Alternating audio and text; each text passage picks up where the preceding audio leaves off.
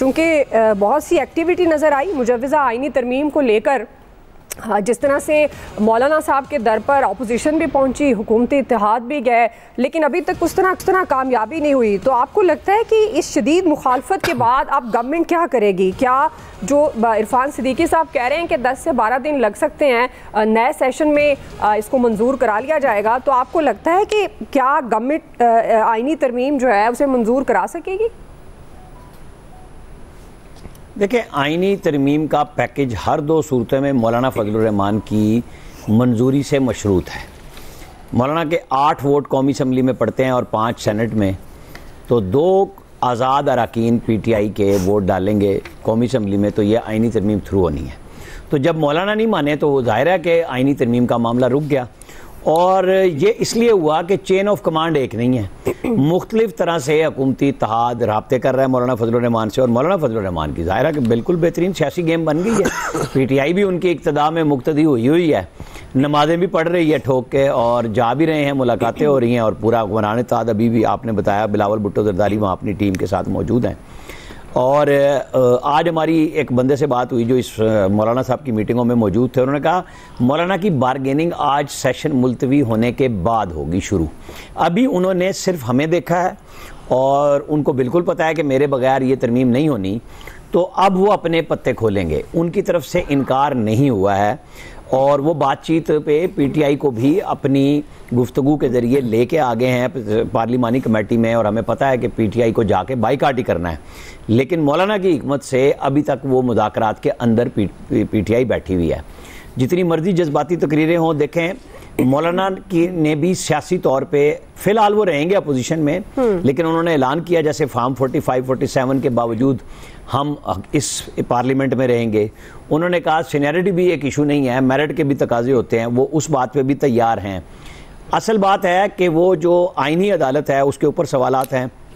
کچھ حصے جو لوگوں نے دیے کہ جی آئینی ترامیم میں جو سروسز چیف کی ایکسٹینشن کا قانون جو پاس ہو چکا ہے اسے آئینی تحفظ دے دیا جائے. کچھ ملٹری کورٹس کے حوالے سے ہے کہ اس میں سویلین کا ہے، تو وہ چیزیں زیر بحث ہیں. اور بہت اچھی بات ہو گئی کہ اس طرح سیاسی ڈائلاگ تو ہوتا ہے نا، کہ یہ کوئی وہ تو نہیں تھا کہ 2 خفیہ تنظیموں کے درمیان میں مذاکرات ہو رہے تھے. مذاکرات بھی آپ کے اور ہمارے سامنے ہو رہے تھے، چاہے آصف علی زرداری جا رہے ہوں، چاہے شہباز شریف جا رہے ہوں وہاں پہ، اور پھر ان کی ٹیمیں جا رہی ہوں، ملاقاتیں ہو رہی ہوں. محسن نقوی اسٹیبلشمنٹ کے باضابطہ نمائندے ہیں اس وزارت میں، جو وزارت داخلہ ان کے ساتھ موجود ہے، تو وہ بھی نمائندگی کر رہے ہوتے ہیں. تو ساری باتیں سامنے ہو رہی ہیں. تو جب چین آف کمانڈ ایک نہ ہو تو پھر اس طرح کی چیزیں ہو جاتی ہیں جو گورنمنٹ کو سبکی بھی ہوئی، اور گورنمنٹ یہ ون بھی کر جائے گی. یہ آئینی ترامیم ہو جانی ہے، تھوڑا سا ٹائم لگے گا. اور میرے خیال میں یہی جمہوریت کا حسن بھی ہے کہ آپ اعتراض بھی کھائیں، خندہ پیشانی سے جواب بھی لیں، آپ کو الزامات کا بھی سامنا کرنا پڑے اور آپ کو جواب بھی دینا پڑے.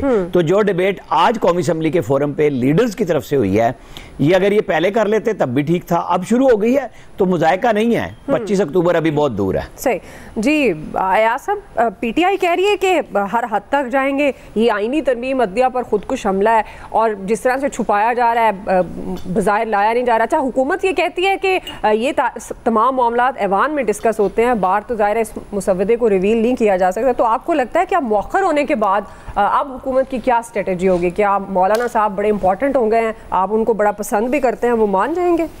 دعا مجھے لگتا ہے کہ کل رات سے اس حکومت کی کاؤنٹ ڈاؤن شروع ہو گیا.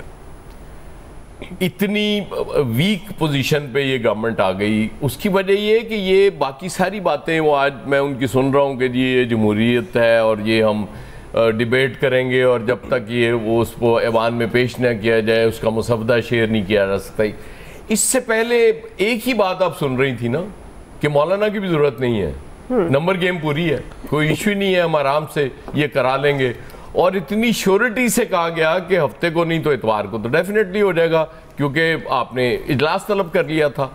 اس کے بعد ظاہر ہے فیس سیونگ کے لیے کچھ تو کہنا پڑتا ہے، اور یہ سارا کچھ جو کہی جا رہی ہے اس وقت، گورنمنٹ بات کر رہی ہے، اس کے وزراء بات کر رہے ہیں، وہ فیس سیونگ کے لیے کر رہے ہیں. کیونکہ یہ تو سننے کے لیے تیار ہی نہیں تھے جب کہا جاتا تھا کہ جی ابھی کیسے ترمیم آپ آرام سے کر لیں گے. ایک ہی بات کرتے تھے کہ نہیں، ہم نے یہ ترمیم کرنی ہے، ہر حال میں کرنی ہے، اور ہمارے پاس نمبر گیم پوری ہے. اب اچانک کیا ہو گیا؟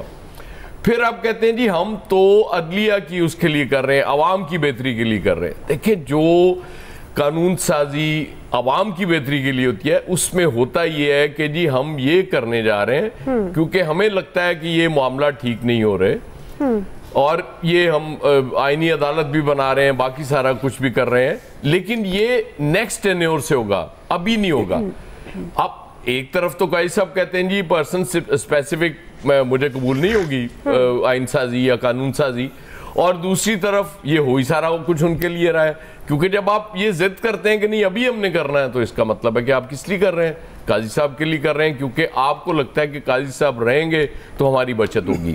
مجھے نہیں سمجھ آئی اس ساری گیم میں کہ آپ نے آنے والے چیف جسٹس کے خلاف محاذ بلا وجہ کیوں کھول لیا. بہرحال آپ کی مرضی ہے، آپ کو ٹھیک لگا ہے وہ آپ کر رہے ہیں. کوئی بھی قانون سازی اس ملک میں ہوتا ہی یہ ہے کہ آپ کبھی دیکھیں آپ نے کہ ہفتے یا اتوار کو آپ کے لیے کھول دیے ہو انہوں نے پارلیمنٹ کہ نہیں جی آج ہم بیٹھ کے یہ فیصلہ کرنے لگے ہیں کہ یہ عوام کی بہتری کے لیے، صرف اپنی بہتری کے لیے. اس میں صرف ان کو نظر آ رہا ہے کہ پتہ نہیں کیوں یہ سمجھ بیٹھے ہیں کہ نیکسٹ چیف جسٹس نے آنا اور ہماری سیاسی موت ہو جانی ہے. کیوں آپ نے یہ سمجھ لیا؟ آپ نے بلا وجہ وہ آج نوید قمر صاحب نے وہ اس پہ شکوہ بھی کیا نا کہ افتخار چودھری صاحب کے دور میں آپ کہتے تھے کہ جی یہ ہمارے ساتھ اور یہ ان کے خلاف ہوں گے، اور پھر کچھ فیصلے بھی ہم نے دیکھے پیپلز پارٹی کے حوالے سے ہوئے. تو آج آپ یہ کیسے کہہ سکتے ہیں کہ جی ہم یہ نیک نیتی سے کر رہے ہیں سارا کچھ؟ تاریخ گواہ ہے آپ نے جو کیا ماضی میں بھی. اس وقت آپ کو وہ چیف جسٹس بڑا پسند تھا، سجاد علی شاہ آپ کو پسند نہیں تھے، تو آپ کا تو ٹریک ریکارڈ یہ ہے کہ جی وہ جو چیف جسٹس ہمیں لگ رہا ہے کہ وہ ہمارے حق میں نہیں ہوگا ہم نے اس کو فارغ کرنا ہے. سٹل مجھے نہیں لگتا کہ یہ آئینی ترمیم منظور کرا سکیں گے، پتہ نہیں کیوں. ٹھیک ہے، آپ کو لگتا ہے کہ مجھے نہیں لگتا، اور مجھے یہ لگتا ہے کہ ان کا کاؤنٹ ڈاؤن شروع ہو گیا. دیکھیں کب تک یہ سروائیو کریں. سلمان عابد صاحب، پاکستان پیپلز پارٹی بھی ساتھ ہے، ظاہر ہے حکومت اتحاد مل کر رہا ہے اور ابھی بھی بلاول صاحب ملاقات کر رہے ہیں، تو یہ سارے مل کر بھی آپ کو لگتا ہے کہ یہ ترمیم پر راضی نہیں کر سکیں گے مولانا صاحب کو؟ دیکھیں عمومی طور پہ جب آپ سیاسی میدان میں اترتے ہیں تو آپ نے اپنا سیاسی ہوم ورک مکمل کیا ہوتا ہے، اپنی اتحادی جماعتوں کو مکمل طریقے سے آن بورڈ لے کر، اپنے ساتھیوں کو آن بورڈ لے کر پھر آپ کسی بڑے مارکے کا اعلان کرتے ہیں.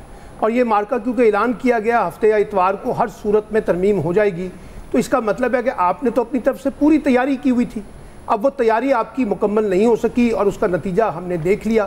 دیکھیے عمومی طور پہ ہر حکومت کے پاس یہ اختیار ہوتا ہے کہ وہ آئین سازی، قانون سازی جو ہے یا آئین میں ترمیم جو ہے اس کا کرنے کی مجاز ہے، لیکن جس عجلت میں اور جس ڈھٹائی کے ساتھ اور جس اندھیرے میں یعنی یہ ساری چیزیں کرنے کی کوشش کی گئی، ایک ہی دن میں 3-4 دفعہ اجلاس ملتوی کیا گیا، پھر پھر دوبارہ اناؤنس کیا جاتا ہے.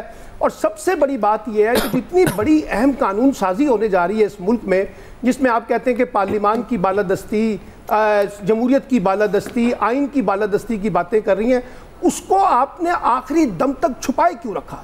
کیوں نہیں یہ پارلیمانی پارٹیوں سے ڈسکس کیا گیا؟ کیوں نہیں یہ اسٹینڈنگ کمیٹی میں گیا؟ کیوں نہیں یہ پارلیمنٹ کے اندر پیش کیا گیا؟ کیوں نہیں یہ وزیر قانون کو کیوں نہیں پتا تھا کہ کون سا بل ہے اور کون سا نہیں ہے؟